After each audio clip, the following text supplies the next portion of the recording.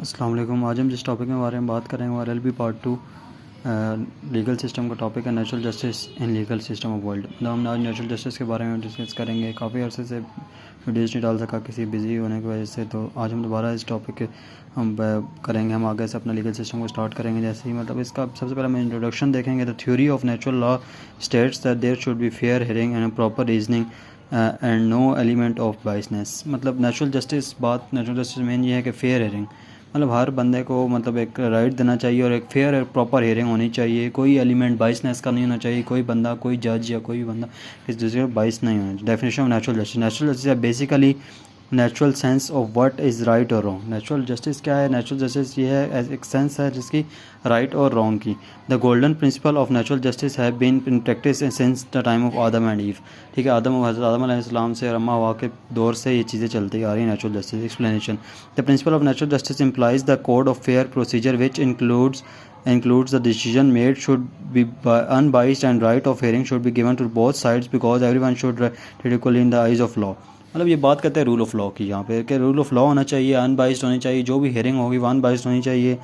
इसमें जो डिसीजन जो भी आएगा वो भी प्रॉपर होना चाहिए और दोनों जो साइड होंगी उनको एक प्रॉपर राइट देना चाहिए। हमने रोमन लॉ जब हम डिस्कस कर रहे थे, हमने इस चीज़ को डिस्कस किया था कि रोमन लॉ में क्या होता था कि जो बंदा जो विक्टिम होता था उसको डबल टाइम दिया जाता था। जिसने गुनाह किया, जिसने क्राइम किया होता था उससे जो मतलब अक्यूज़ड होता था उसको बहुत कम टाइम दिया जाता था। ठीक है, the As natural justice includes the principle of equity, equality, reasonableness and fairness, ये इसकी it must be followed by the natural system for given protection against the actions of powerful body।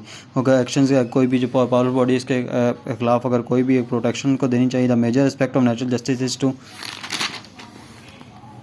present injustice secure justice।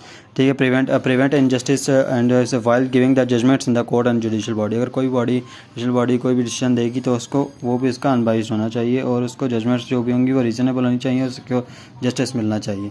If we observe from the history, God forbade Adam from eating the fruit which was from the tree of knowledge. वो उन्होंने कहा कि tree of knowledge के जब हज़रत आदम अलैहिस्सलाम की बात हो रही है कि after his God give the opportunity Adam before the giving the punishment. अल्लाह ताला ने भी आदम अलैहिस्सलाम को से पूछा था कि क्या तुमने वो जो मैंने तुम्हें मना किया था तुमने उसको दरख्त से आम खा जो दरख्त से जो फ्रूट खाया या नहीं।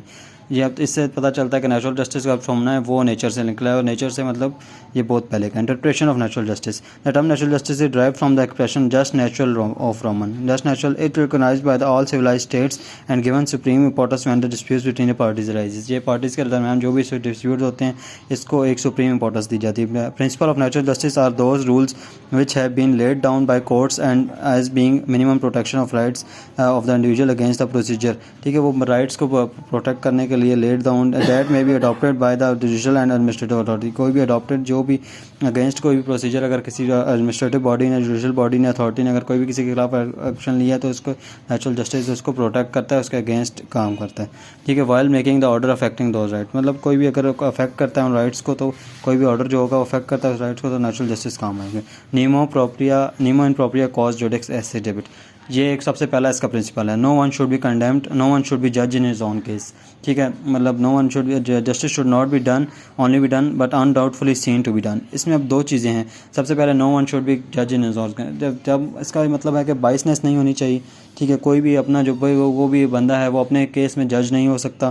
ठीक है, जस्टिस जो होना चाहिए नज़र जस्टिस होना भी चाहिए। मतलब जस्टिस सिर्फ ये नहीं होगा कि जस्टिस सिर्फ हो रहा है, जस्टिस ये पता चल जाए कि जस्टिस हो रहा है, ये नज़र भी आना चाहिए कि जस्टिस वाकई जस्टिस हुआ है। The main rule of natural law is two rules against the biasness which is not न्यूमेरिक प्रिया कॉज जोडेक्स हैजर्ड। Anybody the person should be act impartial and should not be biased. ठीक है, जो भी person होगा, जो भी judgement होगी, जज होगा, उसको अनबाइस्ड काम करना चाहिए। The term biased mean the person shows prejudice whether consciously unconscious. कोई भी अगर फेवर दे किसी बंदे को अनकॉन्शियसली कॉन्शियसली दे as some time the person may decide the case without any evidence.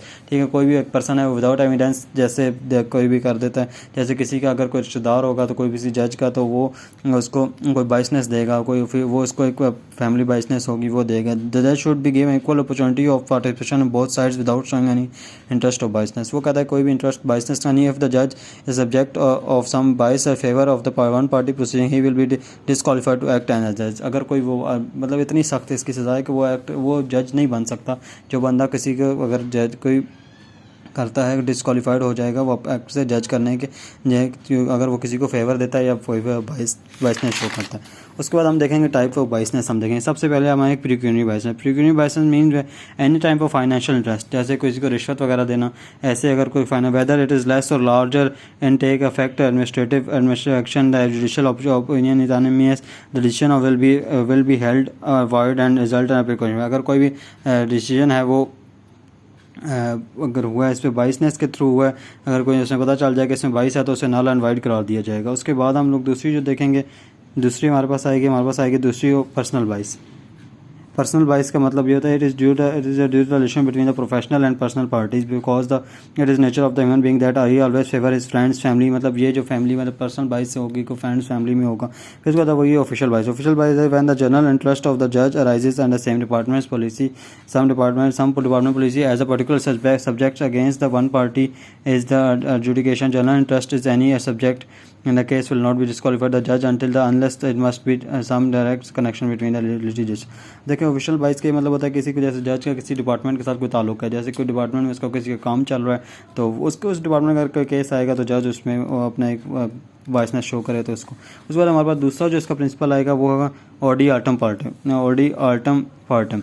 ठीक है, इसके the main principle of the natural justice Magna Carta was the first document which has been given the recognition the first time in legal system of the world. Audi Altum Partum is well known established principle of natural justice. The hearing of the rule the backbone of the connection between natural justice and can be viewed in various cases. ठीक है, तो सबसे पहले इसका right of fair hearing.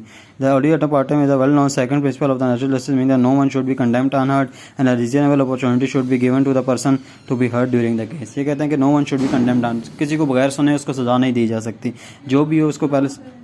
ठीक है, तो person should B during the case, उसको जो भी केस के दौरान उसको अपॉर्चुनिटी देनी चाहिए, बोलने की अपॉर्चुनिटी उसको देनी चाहिए। उसके बाद the principle of the natural principle is one of the basis of the English justice system in several centuries and can be found in different situation and circumstances in history. ठीक है, notice of hearing. सबसे पहले हम बात करेंगे, सबसे पहले क्या होना चाहिए, नोटिस मिलना चाहिए। Notice is the first major principle of the ordinary that nobody should be condemned unheard, reasonable time should be given to make sure his presence and appearance. मतलब रीजनेबल टाइम उसको देना चाहिए कि वो अपीयरेंस अपनी दे।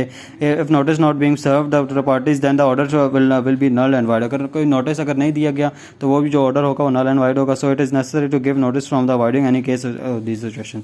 उसके बाद होगा राइट ऑफ रीजनेबल रिस्पॉन्स। उसके बाद अब देखें कि एक पार्टी को नोटिस जारी हो गया, अब दूसरी उस पार्टी को अब एक राइट दिया जाए, रीजनेबल टाइम दिया जाए कि वो अपना एक जवाब